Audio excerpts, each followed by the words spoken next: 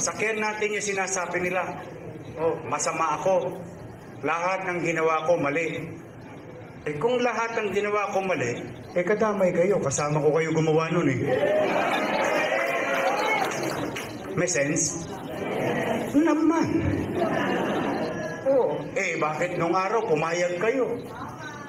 Nagkabaon-baon daw tayo sa utang. Wow! May pera kayo, Brad? May pandemya. May pandemya. Gapi, lagapak, sadsad, ang buong mundo, kasama ang Estados Unidos, pinakamayamang bansa, wasak ang ekonomiya. Tayo pa kaya? Pero, I never complain. Nakarinig ba kayo sa akin nung kasagsagan ng pandemya? Namatay kayo ng dilatang mata, wala tayong pera. Nakakita ba kayo na may tinuro ko? Kasi wala tayong ganito, kasi wala tayong ganyan. Anong ginawa natin? Ginawa natin ng paraan. Bakit? Nagpabuto ka sa tao eh. You took the responsibility to be the mayor, to be the head, to be the leader of the city of 2 million population. Then, pandemya, sasabihin mo,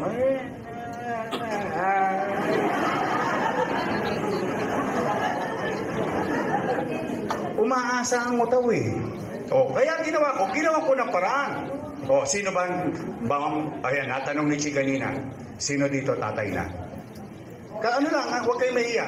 Simple lang tong tanong ko. Sige, tatay kayo, mukhang maliliit pa mga anak nyo. Pag walang pandede ang anak nyo, gagawa nyo ng paraan? Naman! Kaya nga kapag gagabit, sa Bombay kumakapit eh.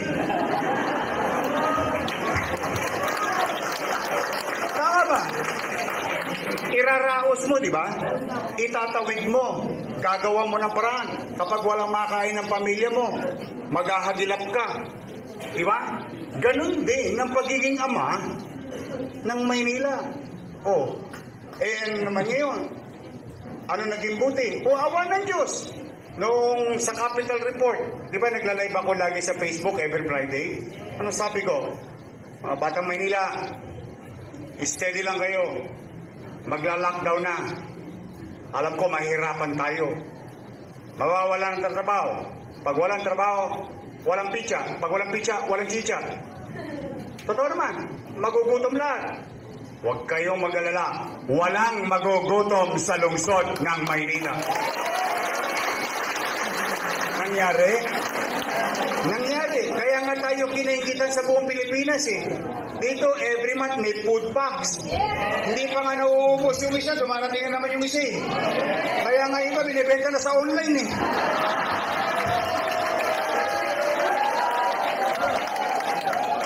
Diba?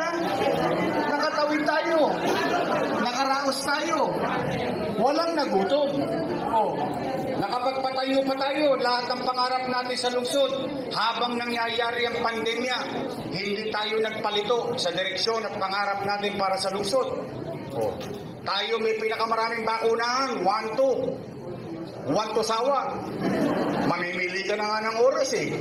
Kasi sa ospital, sa mall, sa health center, sa barangay, sa basketball court, hindi ka pa tapos. Yun, drive-thru. Di ba? Maga hapon, mamimili ka ba? Pfizer, Moderna.